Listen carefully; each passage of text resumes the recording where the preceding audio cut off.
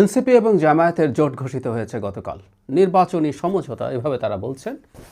শুধু এনসিপি না, জনাব অলি আহমেদের নেতৃত্বাধীন এলডিপি জামায়াতে ইসলামী জোটের সাথে যুক্ত হচ্ছে। আমি এবি পার্টিকে দেখলাম না, আমার ধারণা ছিল এবি পার্টিও তাদের সাথে যাচ্ছেন। আমি নিশ্চিত নই এবি পার্টি তাদের আলোচনা এখনও শেষ করতে পারেননি, এমন কোনো পরিস্থিতি হয়েছে কিনা। যাই হোক, এনসিপির ভেতরে যা যা হচ্ছে তার ভবিষ্যৎ কী হতে পারে।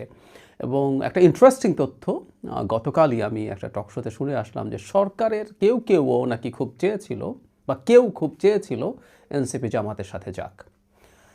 কী ঘটলো আমরা দেখলাম। জামায়াতে ইসলামীর পক্ষ থেকে একটা সংবাদ সম্মেলন করা হলো, সেখানে ঘোষণা দেওয়া হলো। এরপর এনসিপির পক্ষ থেকে জনাব নাহিদ ইসলাম, জনাব আক্তার হাসনাত আবদুল্লাহ তারা একটা সংবাদ সম্মেলনে আসেন এবং আক্তার এবং নাহিদ কথা বলেন।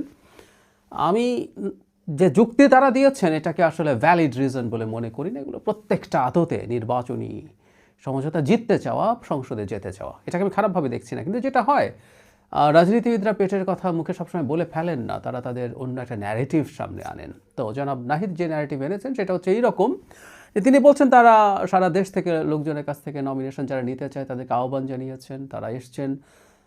একটা পর্যায়ে তাদের তিনটা দল, আমরা জানি এবি পার্টি, এনসিপি এবং রাষ্ট্র সংস্কার আন্দোলন, এই তিনটা দল মিলে একটা গণতান্ত্রিক সংস্কার জোট নামে একটা জোট করেছিল, সংস্কারকে হাইলাইট করে।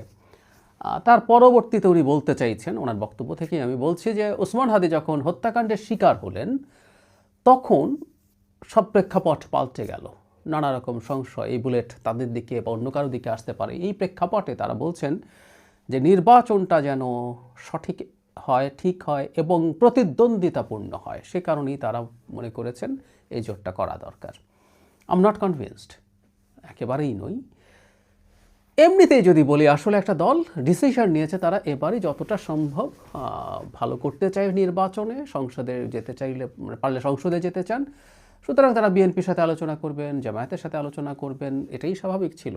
আসলে এই ন্যারেটিভটা তৈরি করতে হচ্ছে, কারণ হলো যতই হাস্যকর শোনাক, কারণ হচ্ছে তারা নয়া বন্দোবস্তের কথা বলছিলেন। তারা জামায়াতের বিরুদ্ধে আসলে খুবই খুবই টাফ কথাবার্তা বলছিলেন রিসেন্ট টাইমসে, খুবই টাফ কথাবার্তা। তাদের একাত্তরের ভূমিকা নিয়ে, তাদের ধর্মভিত্তিক ফ্যাসিবাদ নিয়ে গুরুত্বপূর্ণ নেতারা কথা বলেছেন। ইভেন জনাব নাহিদ ইসলাম বলছেন যে সংস্কারের ব্যাপারে বা জামায়াতে ইসলামী হোক, এনসিপির যারা এটার পক্ষে আছেন, এই নির্বাচনী সমঝোতার পক্ষে আছেন, তারা বলার চেষ্টা করছেন আসলে সংস্কারের মতো ইস্যুতে তাদের খুবই ঐক্যমত্য রয়েছে। আমরা নিশ্চয়ই ভুলে যাইনি যেদিন জুলাই সনদ স্বাক্ষরিত হয়, যেখানে এনসিপি যায়নি, সেখানে জামায়াতে ইসলামী যাওয়ার পর জনাব নাহিদ ইসলাম একটা স্টেটাস দিয়েছিলেন যেখানে খুব কঠোরভাবে এই সংস্কারের সব কিছু ধ্বংস করার জন্য তিনি জামায়াতকে দায়ী করেছিলেন। জামায়াত এই লোয়ার হাউসে পিআরের মতো আলোচনাকে সামনে এনে সব কিছু শেষ করেছে সংস্কারকে। সুতরাং সংস্কারের ব্যাপারেও জামাতের প্রতি কঠোর অভিযোগ এনসিপিরই ছিল। সেই জায়গা থেকে তারা এখন বলছেন এটা নাকি তাদের মিল আছে। যাই হোক, আমি জাস্ট কথাগুলো সামনে এনে রাখলাম। আমি বারবার বলছি, যেভাবে বলা হচ্ছে এতেও দোষের কিছু নাই। সারা পৃথিবীতে এই ধরনের চর্চা আছে, কিন্তু আমাদের এই অঞ্চলে তো আছেই। আমরা ঠিক একেবারে সঠিক ভেতরে যে কথা আছে, যে কারণ আছে, সেটা তো বলবো না। প্রধান কারণ, আবারও বলছি, এনসিপি চায় এই নির্বাচনেই জিতে সংসদে যেতে। সেটার জন্য তারা বিএনপির সাথে আলোচনা করেছিল, ফলপ্রসূ হয়নি। তারা এখন জামাতের সাথে গেছেন। কিন্তু এই যে জামাতের সাথে গেলেন, এটা নিয়ে খুব গুরুত্বপূর্ণ দুটো তথ্য একটু দিতে চাই। আর এটাও কথা বলবো যে এনসিপিকে ভেঙে নতুন কোনো দল হতে পারে কিনা সেটাও। আচ্ছা, জামাতের সাথে যাওয়া নিয়ে যদি বলি, সেটার খুব ইন্টারেস্টিং একটা অভিযোগ বলবো। আমি আঙ্গুল তুলেছেন ডক্টর তাসনিমা জাবিন, খুব দীর্ঘ একটা স্টেটাস দিয়েছেন। আমি আপনাদেরকে অনুরোধ করবো পুরো স্টেটাসটা একটু পড়ে ফেলবেন। অনেক কথা লিখেছেন খুব চমৎকারভাবে, কিন্তু এর মধ্যে একটা জিনিস খুব ক্লিয়ারলি তিনি বলতে চাইছেন, এটা একেবারে একটা পরিকল্পিত ঘটনা। মানে এই যে যাবতীয় যা যা ঘটলো এতদিন ধরে, এনসিপি তৈরি হওয়া, এনসিপি এরপর যা করলো, যা করে এসে শেষ পর্যন্ত যেভাবে তারা জামাতের সাথে জোটে গেল, এটাকে তিনি পরিকল্পিত দাবি করছেন। অনেক কথাবার্তা আছে, অনেক অভিযোগ আছে।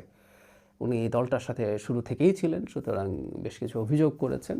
এগুলো আমরা আমাদের মতো করে বোঝার জন্য এটা পড়ে রাখা ভালো। কিন্তু এটা পরিকল্পনার কথা বলছি। এই পরিকল্পনার অংশেই মনে হলো গতকাল একটা টক শোতে ইত্তেফাকের এক্সিকিউটিভ এডিটর জনাব সালেউদ্দিন টক শোতে অন রেকর্ড একটা কথা বলেছেন, সেই জন্য সেটা আমি ব্যবহারই করতে পারি। তিনি বলছেন কথাটা ঠিক এইরকম। তিনি সাথে সরকারের একজন গুরুত্বপূর্ণ ব্যক্তির প্রেজেন্সে জনাব নাহিদ ইসলাম বলছেন সরকারের একজন উপদেষ্টা তাকে বারবার চাপ দিচ্ছেন তারা যেন দ্রুত জামাতের সাথে জোট করেন। আবারও বলছি, জনাব সালেউদ্দিনের সাথে তার সাথে উপস্থিত ছিলেন এই বর্তমান সরকারের গুরুত্বপূর্ণ একজন ব্যক্তি। এই দুজনের সামনে জনাব নাহিদ ইসলাম বলেছেন সরকারের কোনো একজন উপদেষ্টা তাকে ক্রমাগত নিয়মিত চাপ দিচ্ছেন তারা যেন জামাতের সাথে জোট গঠন করে। তার মানে এই সরকারের লোকজন এই ধরনের কাজ করে বেড়াচ্ছেন কোন উপদেষ্টা, এই ব্যাপারটা নিয়ে আসলে আমাদের কৌতূহল আছে এবং সরকারে বসে রাজনীতি চলছে। ছাত্র উপদেষ্টারা সরকারে বসে রাজনীতি করতেন আমরা জানি, কিন্তু এখন তো ছাত্র উপদেষ্টারা নেই, এখন অন্য কোনো উপদেষ্টা রাজনীতি করছেন, সেটা আমাদের একটু মাথায় রাখা দরকার আছে। যে কথাটা বলছিলাম, এনসিপি ভেঙে যেতে পারে কি না, খুবই সম্ভাবনা আছে। আমরা গতকালই দেখেছি 30 জনের স্টেটমেন্ট, আরও অন্যান্য সদস্যরা এনসিপির বিরুদ্ধে কথা বলছেন, সিদ্ধান্তের বিরুদ্ধে কথা বলছেন। গতকালই আমার সাথে একটা টকশোতে এনসিপির একজন নেত্রী সিদ্ধান্তগুলো উনি পদত্যাগ করেননি, কিন্তু উনি সিদ্ধান্তগুলো পছন্দ করছেন না, তিনিও নির্বাচনের জন্য চেষ্টা করছেন। এখন নির্বাচনের মূল সংকটের জায়গা যেটা তাসনুভা জাবিনের স্টেটাসেও ছিল যে তাদের যখন এক্সিকিউটিভ কমিটির মিটিং হয় তখন এই কথা ছিল না যে আসনগুলো তারা পাবেন তার বাইরের সিটগুলোতেও প্রার্থী থাকতে পারবে না। ব্যাপারটা এরকম যে তারা সব জায়গায় প্রার্থী দেবেন, এরকম আলাপ হয়েছিল।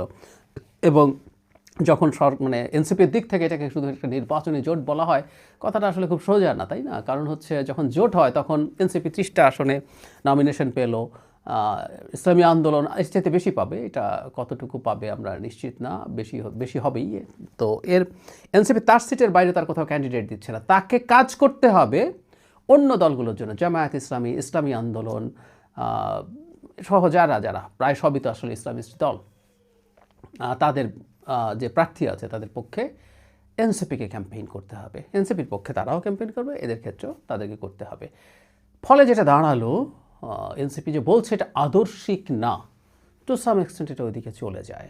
জামাত তার নিজস্ব চিন্তা আছে, এই জোটে জামাতের বাইরে এমন রাজনৈতিক দল আছে যারা কোনো নারী অ্যাঙ্কার থাকলে সেই টকশোতে আসেন না, যাদের সংবাদ সম্মেলনে কোনো নারী সাংবাদিক প্রবেশ করতে পারেন না। সো এনসিপিকে এখন এইসব প্রার্থীর পক্ষেও সেসব এলাকায় কাজ করতে হবে। তাহলে আমরা বুঝতে পারছি এটাকে এত হালকাভাবে দেখা ঠিক হবে না। যাই হোক, যেটা বলছিলাম ভেঙে পড়তে পারে কিনা, তার মানে যেটা দাঁড়ালো যে অনেকে তো নির্বাচন করতে চাইতেন, যে জামাত তাদেরকে ছাড় না দিল, এখন যেটা হতো সেটা হচ্ছে না, বেরিয়ে এসে কেউ স্বতন্ত্র নির্বাচন করছেন আর কেউ নির্বাচনই করছেন না। পরিস্থিতি এখন ওই জায়গায় চলে গেছে। তাসনুভা জাবিনের কথা বলছিলাম, তিনি পদত্যাগ করছেন, কিন্তু তিনি পরবর্তীতে স্ট্যাটাস দিয়ে জানিয়েছেন তার রাজনীতি কিন্তু শেষ না।